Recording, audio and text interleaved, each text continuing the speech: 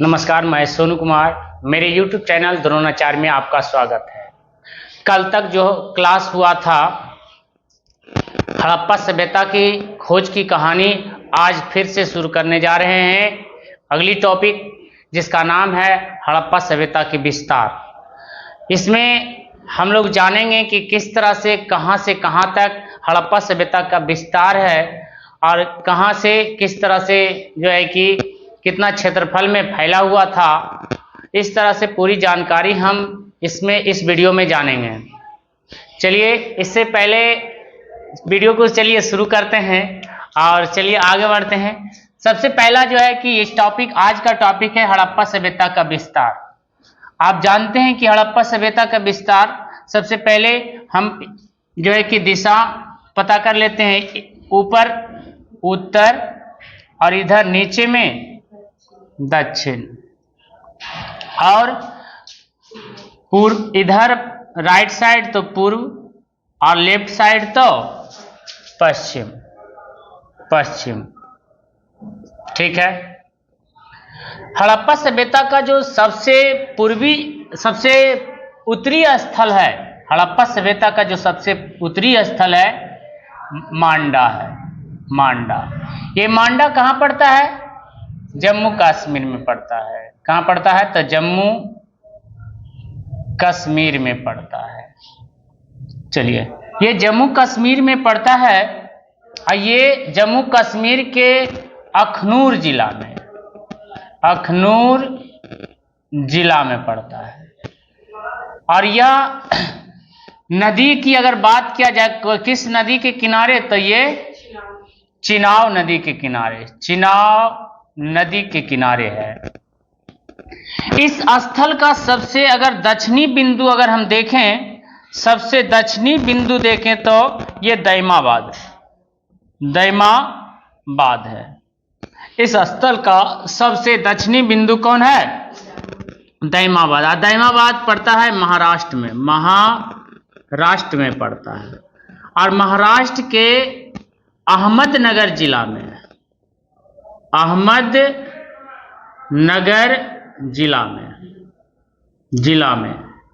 ठीक है, अहमदनगर जिला में।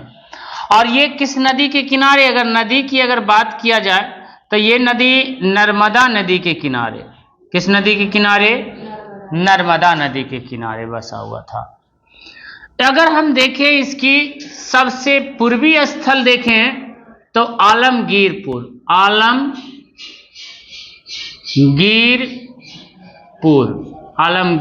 था।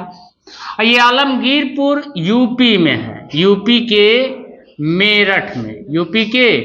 मेरठ जिला में। अगर नदी की अगर बात किया जाए, किस नदी के किनारे है? तो हिंडन नदी के किनारे है। ये नदी की अगर बात किया जाए तो ये हिंडन नदी के किनारे है।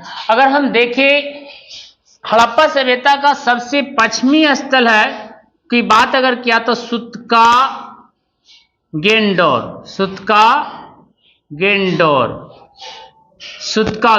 है। और ये सुतका गेंडोर कहाँ पड़ता है? तो ये पाकिस्तान के बलूचिस्तान प्रांत में। और कौन नदी? तो नदी की अगर बात किया जाए तो दास्क नदी के किनारे। कौन नदी? दास्क नदी के किनारे। अगर हम इसकी बात करें उत्तर से दक्षिण की अगर लंबाई की अगर बात किया, ये कितना दूर पर फैला है, तो ये आपको बता दें 1400 किलोमीटर पर। कितना किलोमीटर? 1400 किलोमीटर। और पूरब से पश्चिम तक जो है कि इसकी विस्तार कितना दूर तक फैला हुआ है? तो ये 1600 किलोमीटर में फैला हुआ है। ठीक है। अगर हम देखें यहां पर इसकी आकृति कैसा है, तो आकृति लगभग ये त्रिभुजाकार आकृति में है। ये लगभग त्रिभुजाकार आकृति में है। ये कैसी आकृति में है? तो ये त्रिभुजाकार आकृति में फैली हुई है। हम आकृति की अगर बात किया जाए कैसी आकृति में है, तो ये है त्रिभुजाकार कार आकृति में है, त्रिभुजाकार में। अगर इसकी क्षेत्रफल की बात किया जाए तो ये 12,99,600 वर्ग किलोमीटर में फैला हुआ है। 12,99,600 वर्ग किलोमीटर में फैला हुआ है। अगर इसकी बात किया जाए तो ये आपकी इतना विस्तार में फैला हुआ है। अगर हम देखें यहां पर दो गो पॉइंट अगर हम ले यहां पर कि सबसे पहला पॉइंट लेते हैं कि ये जो है कि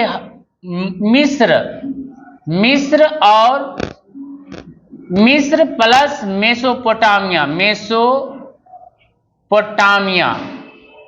मेसोपोटामिया की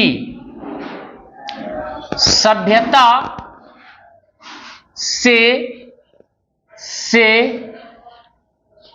12 गुना बड़ा है, 12 गुना बड़ा है। ठीक है, ये बड़ा है। भारत की सभ्यता, भारत की सिंधु घाटी सभ्यता जो है मिस्र और मेसोपोटामिया की सभ्यता से लगभग 12 गुना बड़ा है। अगर देखा जाए सिर्फ मिस्र की सभ्यता से, मिस्र की सभ्यता से अगर बात किया जाए तो ये 12 गुना बड़ा है, 20 गुना बड़ा है, 20 गुना बड़ा है।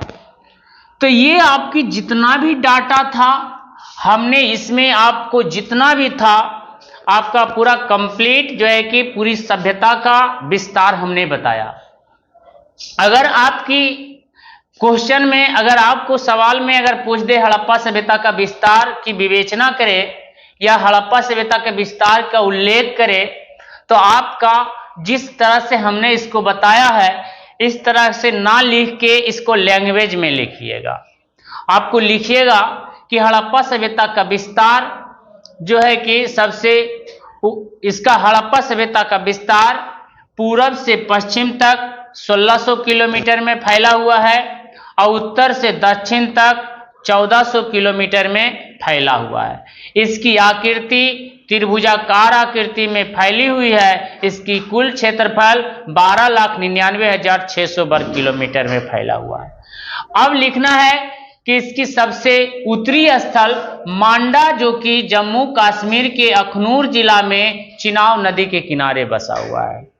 अगर दक्षिणी स्थल में चले हम, इसकी सबसे दक्षिणी स्थल जो मिला है हमें, ये दैमाबाद मिला है जो महाराष्ट्र के अहमदनगर जिला में, ये नर्मदा नदी के किनारे स्थित है। ये किस नदी के किनारे है? तो ये नर्मदा नदी के किनारे है।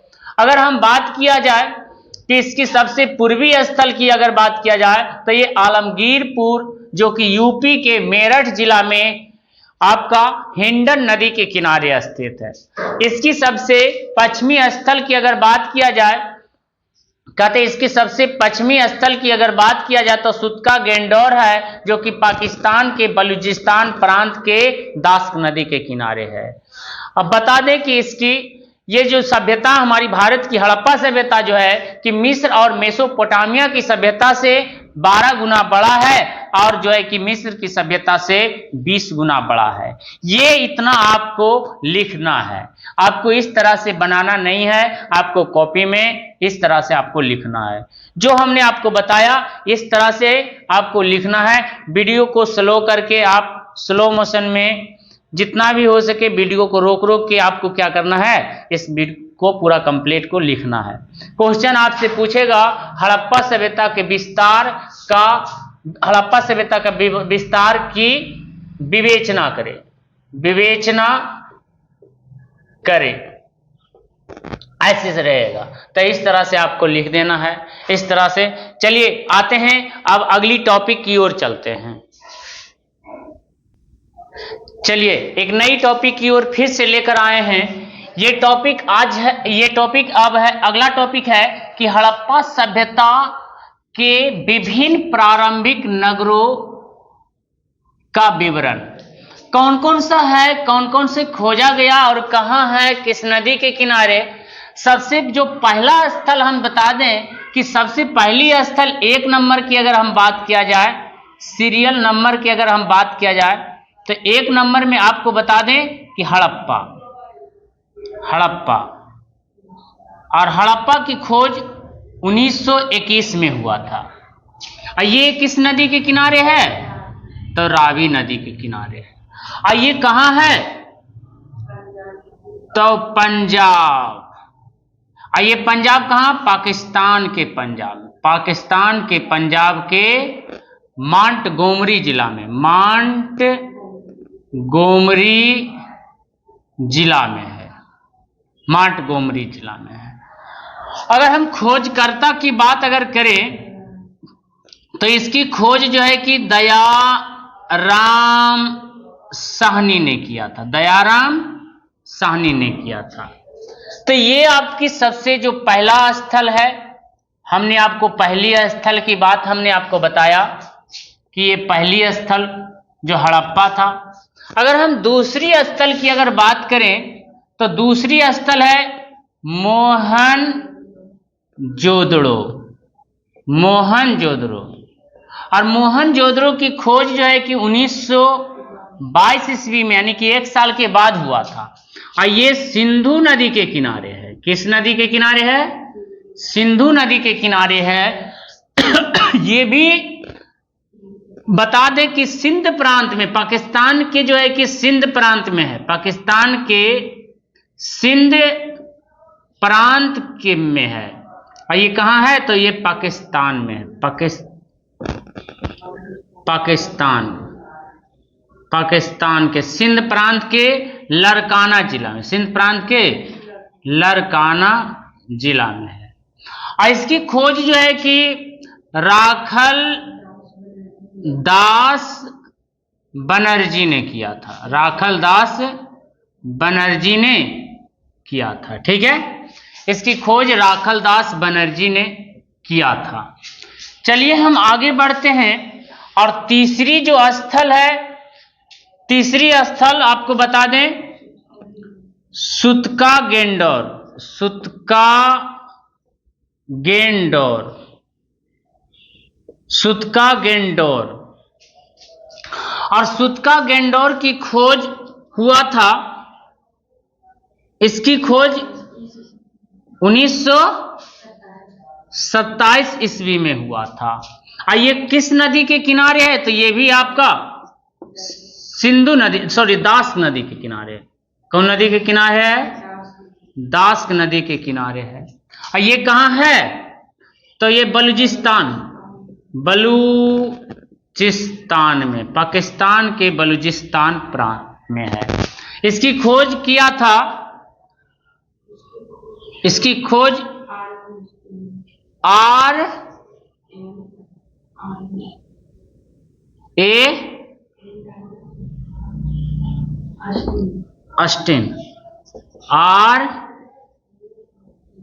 Austin, Austin. ठीक है, चलिए नेक्स्ट में चौथा जो स्थल है चन्हुदड़ो, चौथा स्थल है चन्हुदड़ो। और चन्हुदड़ो की खोज हुआ था 1931 ईस्वी में। और ये किस नदी के किनारे है? सिंधु नदी के किनारे है, सिंधु नदी के। और ये कहां है? तो पाकिस्तान के सिंध प्रांत में ने है, सिंध प्रांत में, पाकिस्तान के सिंध प्रांत में है। और इसकी खोज कौन किए थे?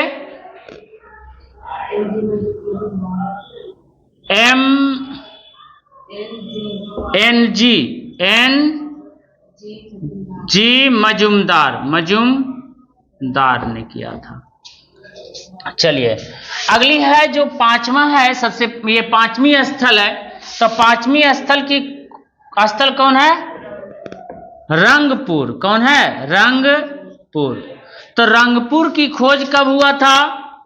तो इसके 1951 से 1953 ईस्वी में हुआ था। और ये किस नदी के किनारे है? मावर, मावर नदी के किनारे है। ये किस नदी के किनारे है? तो ये मावर नदी के किनारे है। और ये कहाँ है? गुजरात में ना, ये गुजरात में है। चलिए, इसका खोज के किया था? ब्रजवासी, ब्रजवासी लाल एवं मधु स्वरूप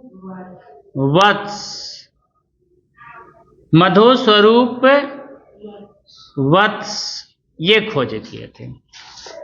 अगर हम इसकी छठी स्थल की अगर बात करें तो छठी स्थल हो जाएगा आपका कालीबंगान।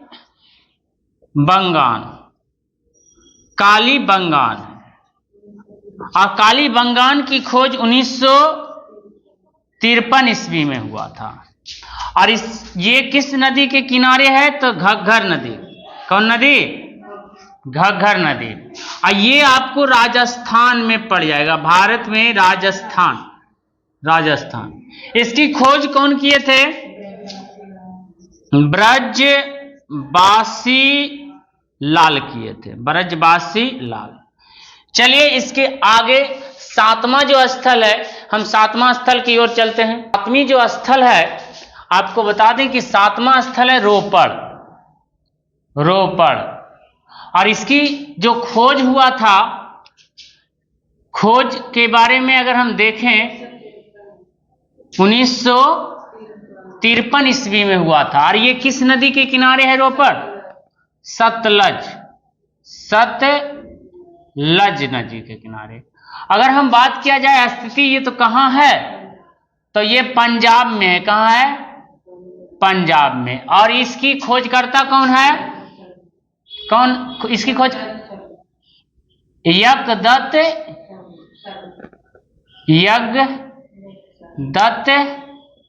शर्मा। अगली हम सातवां आठवां की अगर बढ़ते हैं, लोथल। तो लोथल की खोज 1957 ईस्वी में हुआ था। और ये भोगवा नदी के किनारे है। और ये कहाँ है? तो ये गुजरात में है। इसकी खोज कौन किया था? एस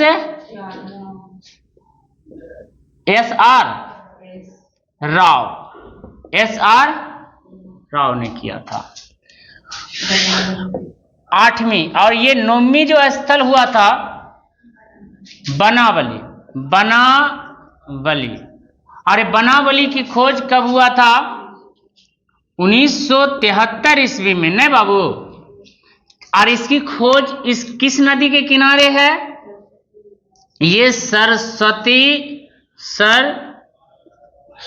नदी के किनारे है। ठीक है। और ये कहाँ है? तो गुजरात में है। ये कहाँ है? भारत के गुजरात में है। और इसकी खोज कौन किए थे? जगपति जोशी।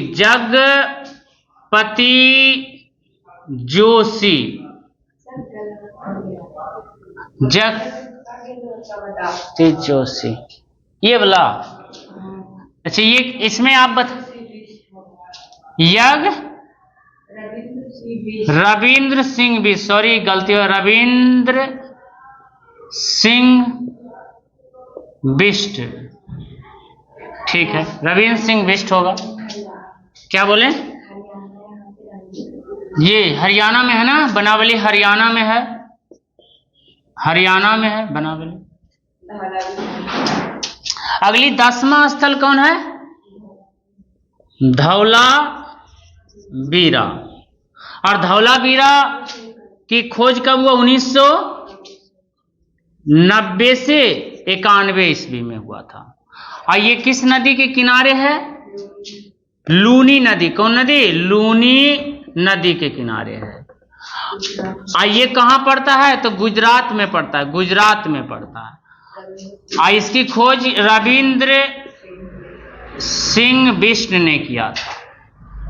बिष्ट ने किया था, रविंद्र सिंह बिष्ट ने। और यहां तक जो है कि हम लोग 10 को जितना भी स्थल था VVI, इसके प्रमुख जो नगर है, इस प्रमुख नगर के जो भी VVI स्थल था हमने आपको पूरा सामने रख दिया। आपसे सवाल इसमें अगर पूछेगा तो ये किस नदी के किनारे है, लोथल तो भोगवा नदी, बनावली सरस्वती नदी, धौलावीरा लूनी नदी। और ये धौलावीरा कहाँ है तो गुजरात में, बनावली कहाँ है तो हरियाणा में, लोथल कहाँ है तो गुजरात में, रोपड़ कहाँ है तो पंजाब में। इसी प्रकार से जो हमने आप जो इससे पहले जो 6 बताए थे उसमें 6 में सबसे पहले बताए थे हड़प्पा किस नदी के किनारे, रावी नदी के किनारे। इसकी खोज के किया था तो बता दें कि दयाराम साहनी ने किया था। हड़प्पा के बाद में मोहनजोदड़ो बताया तो मोहनजोदड़ो किस नदी के किनारे है तो ये बताए थे सिंधु नदी के किनारे। सिंधु नदी के हड़प्पा मोहनजोदड़ो की खोज किसने किया तो बता दिए थे इसमें कि राखलदास बनर्जी ने। इसी तरह से आपका ये सवाल पूछेगा जो हमने आपके सामने रख दिए हैं।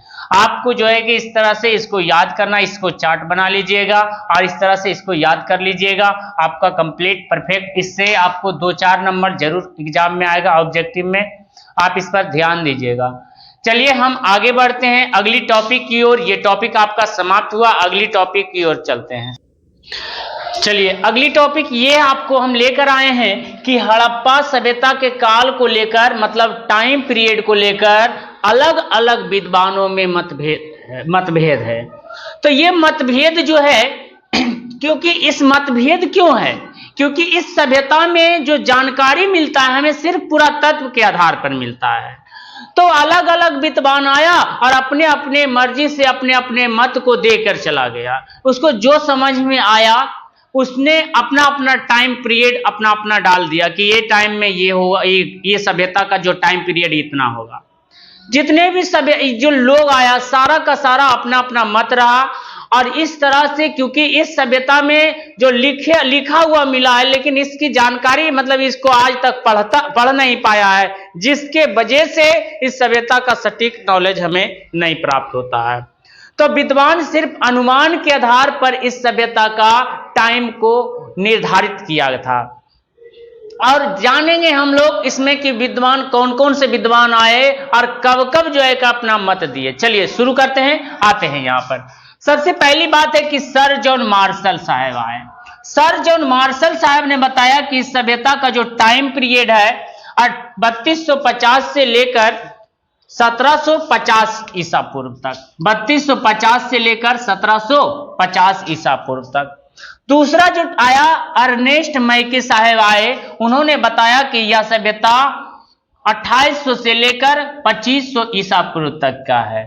तीसरा जो विद्वान आया माधव स्वरूप वत्स आया, इन्होंने बताया कि 2700 से लेकर 2500 ईसा पूर्व इस सभ्यता का टाइम पीरियड है। चौथा जो विद्वान आया राधा कुमुद मुखर्जी, राधा कुमुद मुखर्जी, इन्होंने बताया कि इस सभ्यता का टाइम पीरियड 3200 से लेकर 1750 ईसा पूर्व है। पांचवा जो आया REM व्हीलर, REM व्हीलर जो कि बहुत इंपॉर्टेंट है। तो REM व्हीलर ने बताया कि इस सभ्यता का टाइम पीरियड 2500 से लेकर 1750 ईसा पूर्व है। अगली छठा जो आया डॉक्टर BM स्मिथ, इन्होंने बताया कि 2500 से लेकर 1500 ईसा पूर्व इस सभ्यता का टाइम पीरियड। लेकिन एक जो है कि कार्बन 14 विधि मतलब रेडियो कार्बन विधि जो है कि कार्बन 14 विधि, इसके अनुसार से इस सभ्यता का 2400 से लेकर 1700 ईसा पूर्व तक है। ये आपकी जो है कि लूसेंट बुक के अनुसार से ये टाइम पीरियड हमने आपको यहाँ पर दिए हैं। अगर कहीं पर आप अलग अलग भी हो सकता है क्योंकि इसका जो है कि टाइम का अलग अलग निर्धारित किया गया है।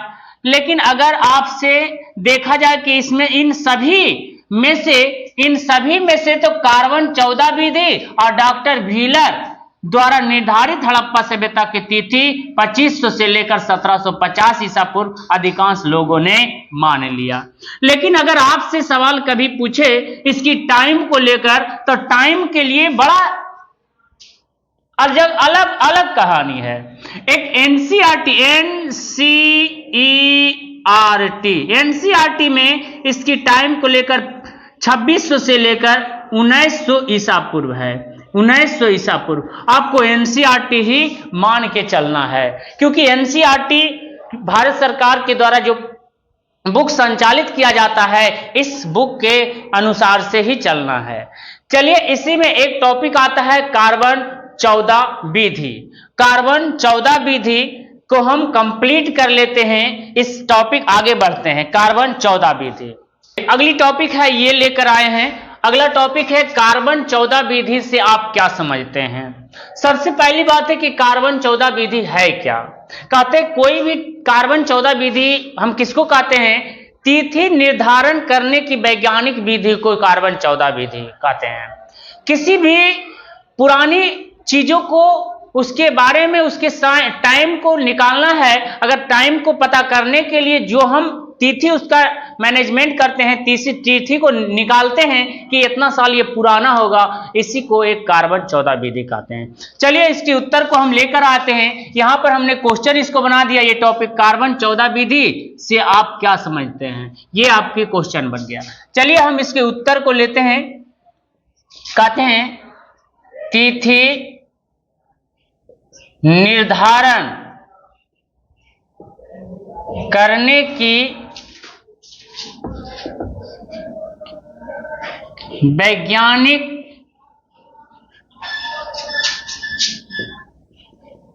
विधि को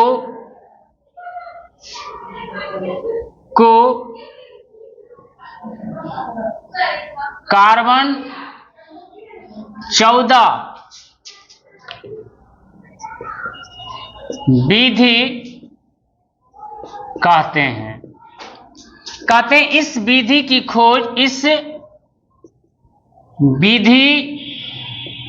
खोज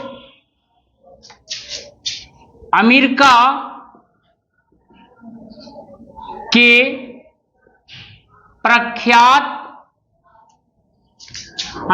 के प्रख्यात रसायन शास्त्री G.S.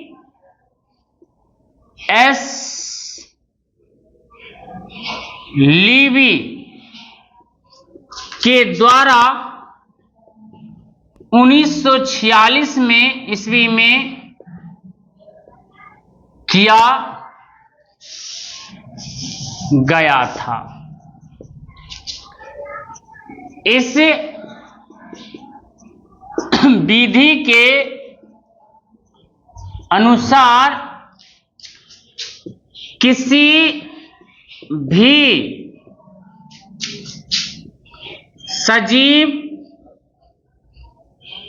किसी भी सजीव वस्तु में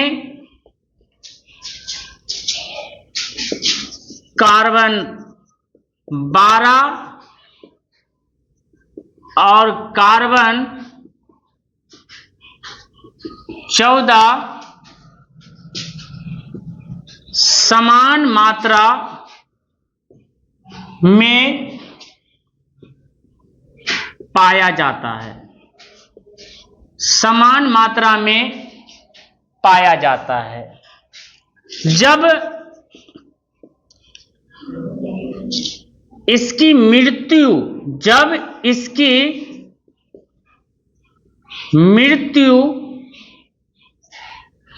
या विनाश होता है तो कार्बन 12 अस्थिर रहता है, लेकिन कार्बन 14 निरंतर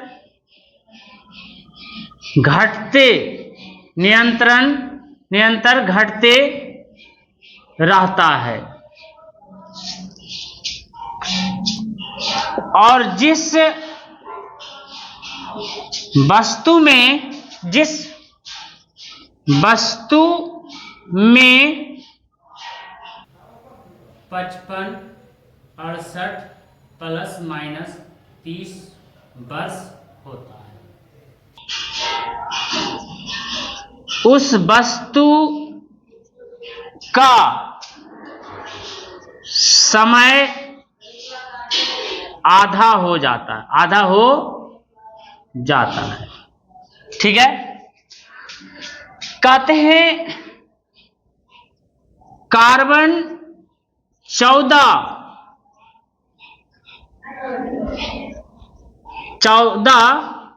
कार्बन 14 को घटने की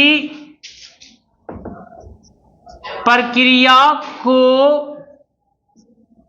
रेडियो धर्मिता कहा जाता है।